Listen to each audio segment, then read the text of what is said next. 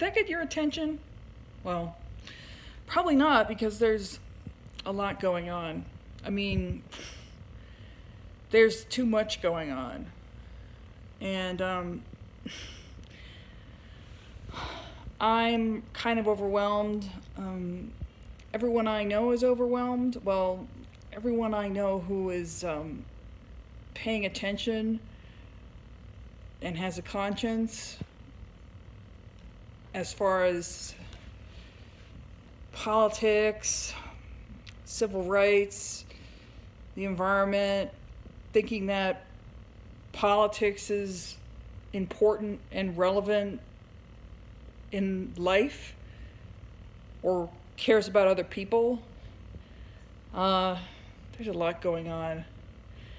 And I'm having one of those days where I feel like nothing else is real right now except for those bad things happening at the moment.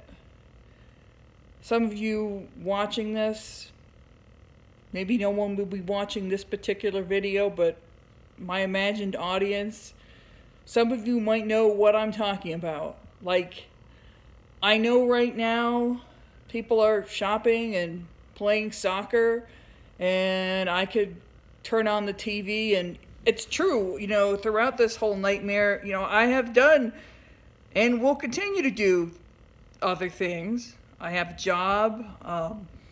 I walk dogs at a humane society. I, listen to music. I dance. I enjoy my cats. I don't sit around 24 hours a day, even in my dreams, reading the news and fighting fascism. But I'm having this moment right now, like, I'm not concerned about anything else. So, what happened today, it's May 19th. Wait, no, it's June 19th, 2018. And we're in the middle of, or maybe we're at the beginning of, the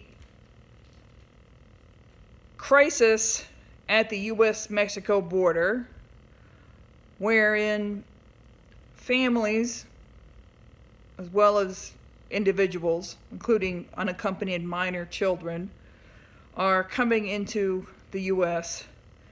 and summarily being put in detention facilities. And what the Department of Health and Human Services is doing, they're the ones who take care of all these people. What they're doing is they're separating the families. They're separating the children from the parents. They're separating like little kids who don't have any idea what's going on. And they're claiming, this is a policy and that, it's fine because, the facilities are excellent and there's air conditioning and whatever. Seeing the pictures still does not look great. They're really big cages. There's concerns on that front. But beyond all that, why are they doing that? Why would you take kids from their parents? Also, it's in violation of international human rights laws. Speaking of which, that's one of the big things that's on my mind today. Nikki Haley, the U.S. ambassador to the United Nations, today announced that she's pulling the U.S. out of the Human Rights Council of the United Nations. I'm sure that the United States was a founding member of that council. The U.S. has always been in modern history, definitely since the UN was founded, which was after World War II. Remember history? Big on human rights. And it's usually tough on countries that violate human rights. Although not always. It's very strange. Example, Saudi Arabia. Anyways, so she announced that we're getting out of that. And the reason that has been cited in the past, and I did not listen to her full statement because, well, whatever. I was actually at work when this happened.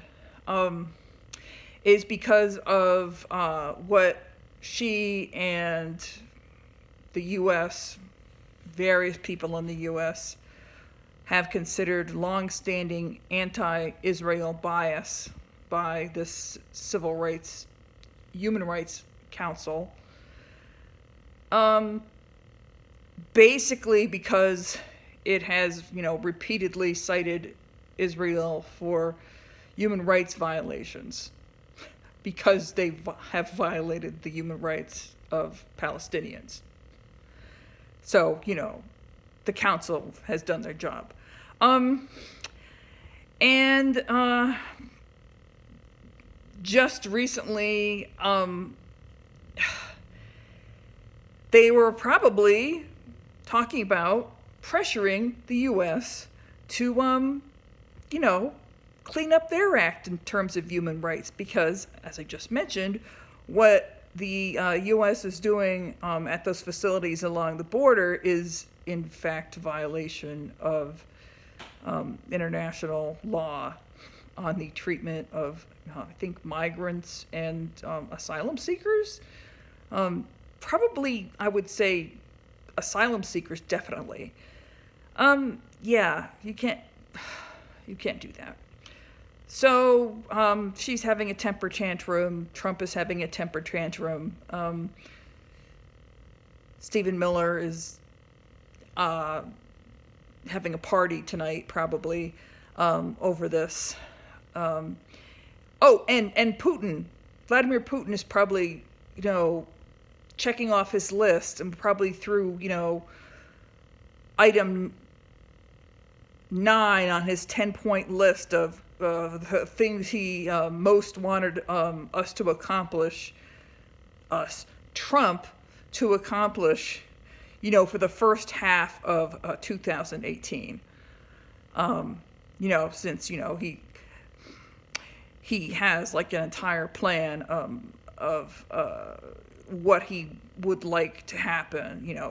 He would like the U.S. to break off from, Western alliances and, this trade war deal and breaking up NAFTA and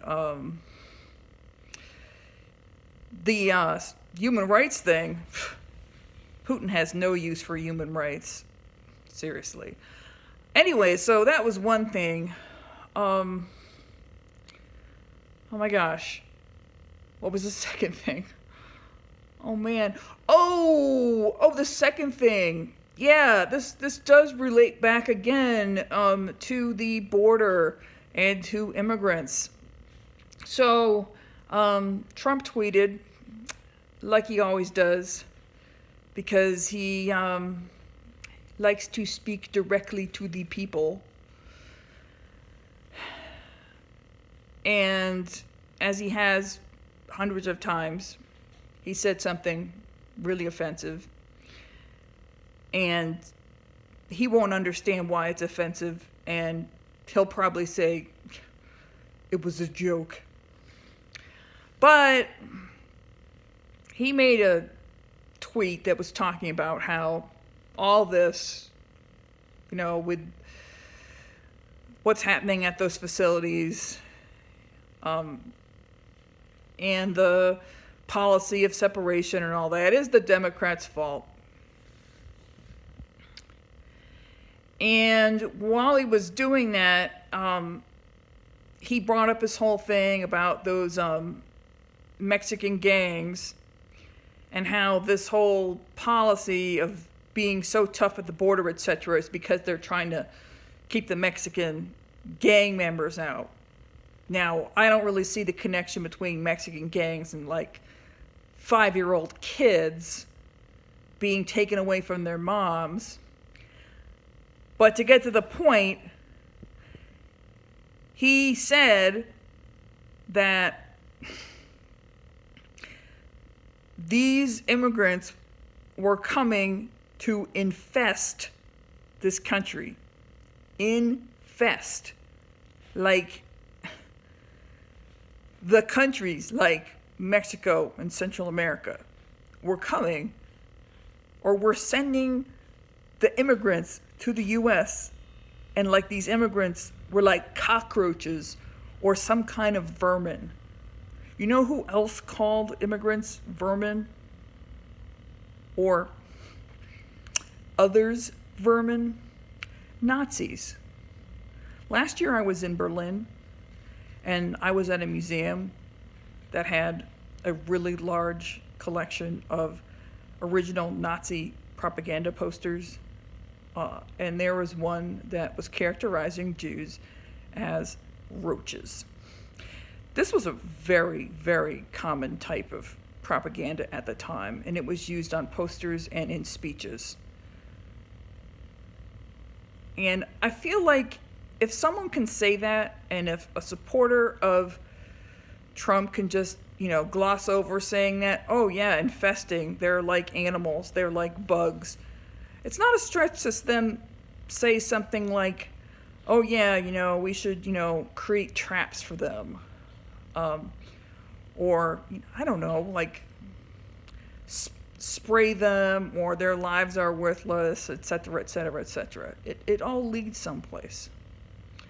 And I guess my final thought, one more thing regarding the border is I read something about how Trump is now saying that he's going to refuse to sign any type of budget bill or budget line items, something like that, unless it includes money for his wall, which the cost estimate is either $5 billion or $50 billion.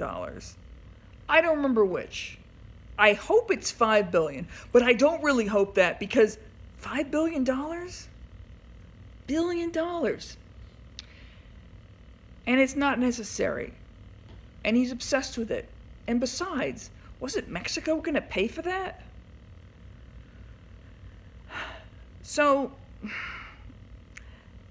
ideally with that wall, and if he's going to do that, he refuses to sign a budget, and the government shuts down, and it shuts down in like late October, and it, along with many, many other factors, causes the Republicans to lose the election. But there are many other things that can happen. After everything that's happened, and after the last election, my optimism is really not what it used to be. I mean, not that I was super optimistic, but now anytime anything good happens, like when the ACA was saved, although it was has been sort of gutted, I'm like, oh my God! Oh my God! And then that lasts about, 6 hours, and then something awful happens again. Anyways, so that's my day, and this is my first vlog, and I guess I'll do these every day or as often as they come into my head, and hopefully with not all this glare. I just sort of sat down on the couch as soon as I got home from work, and it's quite sunny out. So, thanks all, no one who's watching this.